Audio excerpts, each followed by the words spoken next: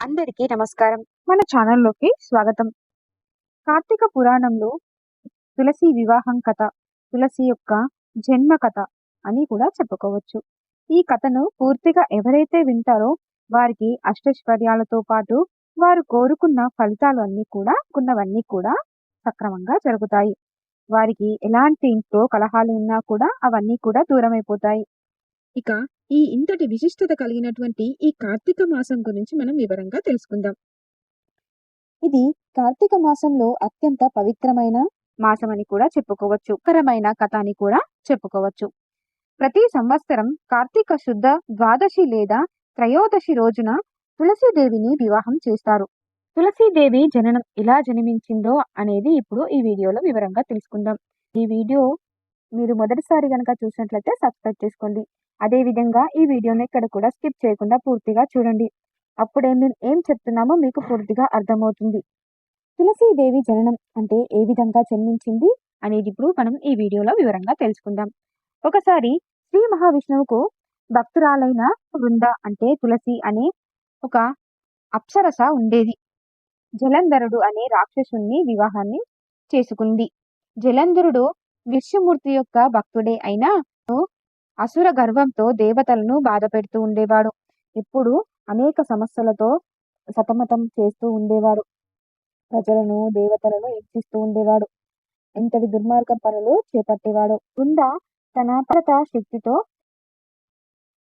జలంధరుని రక్షిస్తూ ఉండేది. ఆమె భర్త యుద్ధానికి వెళ్ళినప్పుడు ఆమె ఎప్పుడూ భగవంతుడి ధ్యానం చేస్తూనే ఉండేది. ఆమె పవిత్రత శక్తి వలన జలంధరుణ్ణి ఎప్పుడూ కాపాడుకుంటూ ఉండేది. ఎంతమంది ఓడించినా ఆ జలంధరుడికి విజయమే దక్కేది. కానీ అప్పుడు దేవతలందరూ కలిసి సర్వాంతర్యామి అయినటువంటి విష్ణుమూర్తిని ప్రార్థించారు.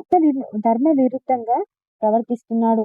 వృంద భక్తికరంగా అతను అమృత ప్రియుడయ్యాడు. దయచేసి ధర్మాన్ని రక్షించు తండ్రి అంటూ ఆ విష్ణుమూర్తిని వేడుకున్నారు. మహావిష్ణువు జలంధరుని రూపంలో వృందా ముందుకి ప్రత్యక్షమవుతాడు. ఇప్పుడు వృంద తన భర్త వచ్చాడని భావించి అతనికి నమస్కరించి సేవ చేసింది. కొద్దిసేపటికి ఆమెకు తెలిసింది ఇతను తన భర్త కాదు అని, విష్ణు స్వరూపంగా వచ్చాడు అని. ఆమె తీవ్రంగా బాధపడి అరిచింది, నీవు నా పవిత్ర శక్తిని నాశనం చేశావు ఇలా చెప్పి ఆమె అగ్నిలో ప్రవేశించి ప్రాణత్యాగం చేసింది. ఆ సమయంలో ఆమె జలంధరుడు కూడా యుద్ధంలో మరణిస్తాడు. మరణించే ముందు వృంద విష్ణువుకు శాపమిచ్చి ప్రవేశిస్తుంది. ఏమని శాపమిస్తుందంటే, నీ భార్య అయిన లక్ష్మీదేవి నుండి నీవు వేరవుతావు, శాలిగ్రామం రూపంలో నివసించాలి అంటూ విష్ణుమూర్తిని ఆ శాపాన్ని ఇచ్చి ఆ అగ్నిలో ప్రవేశిస్తుంది.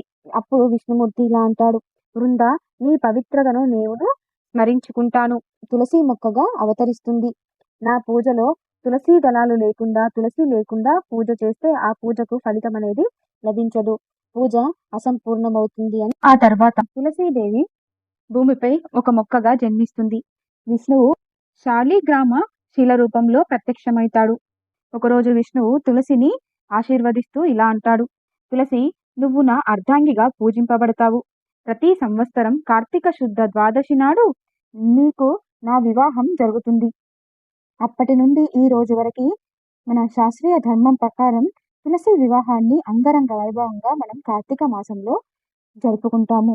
అది దేవతల వివాహం, పవిత్రమైనది, సౌభాగ్యదాయకమైన పండుగగా మనం జరుపుకుంటాము.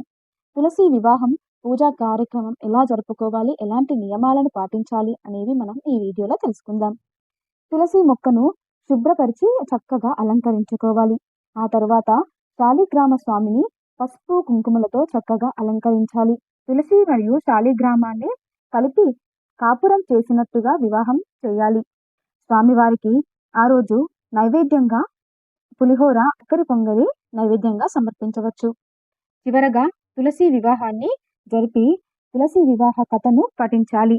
అదేవిధంగా తులసి వివాహం చేయడం వలన ఎంత మంచి ఫలితాలు కలుగుతాయో మన శాస్త్రాల్లో చక్కగా వివరించబడినటువంటిది. అందులో ఏమిటంటే దాంపత్య సౌభాగ్యం, దాంపత్య సౌఖ్యం, సంతాన ప్రాప్తి, అదేవిధంగా పాప విమోచనం, విష్ణుమూర్తి యొక్క ప్రీతి లభిస్తుంది. అదేవిధంగా విశేషమైన ఫలితం అనేది కూడా దక్కుతుంది. మీరు చేసిన పాపాలన్నీ కూడా తొలగిపోతాయి. అంత పవిత్రమైనటువంటి తులసి వివాహాన్ని ప్రతి ఒక్కరు ఇంట్లో జరుపుకోవాలి. ఎవరైతే తులసి వివాహాన్ని చేస్తారో ఇంట్లో వారికి లక్ష్మీదేవి యొక్క కటాక్షం అనేది పొందుతారు. దంపతులు సుఖంగా జీవిస్తారు. సంతాన సద్గుణవంతులు అవుతారు. అదేవిధంగా తులసీదేవి పవిత్రత ప్రతిరూపం. విష్ణువు దర్శకుడు. ఇద్దరి వివాహం అనేది చాలా శక్తివంతమైనది, పవిత్రమైనది. పవిత్రత ధర్మాలకు కలయికగా చెప్పుకోవచ్చు. కార్తీక మాసంలో ఈ పూజ చేసిన వారికి జీవితాంతం శుభం, శాంతి, ఐశ్వర్యం అనేది ప్రాప్తిస్తుంది. కనుక ప్రతి ఒక్కరూ భక్తి శ్రద్ధలతో ఈ పూజను ఆచరించండి. ఆ తులసీమాత యొక్క వివాహాన్ని జరిపించండి. ఆ స్వామివారి యొక్క కృపా కటాక్షాలు మీపై, మీ కుటుంబంపై ఎల్లప్పుడూ ఉంటాయి. ఆ స్వామివారి యొక్క అనుగ్రహంతో పాటు లక్ష్మీదేవి మీ ఇంట్లో స్థిరపడుతుంది. కాబట్టి ఇంతటి విశిష్టత కలిగినటువంటి ఈ స్వామివారి యొక్క అదేవిధంగా తులసీమాతను చక్కగా పూజించి అర్చించండి. భక్తి శ్రద్ధలతో ఈ పూజను చేసుకోండి. ఇక అన్నీ మంచి జరుగుతాయి. అదేవిధంగా తెలుసుకున్నారు కదా!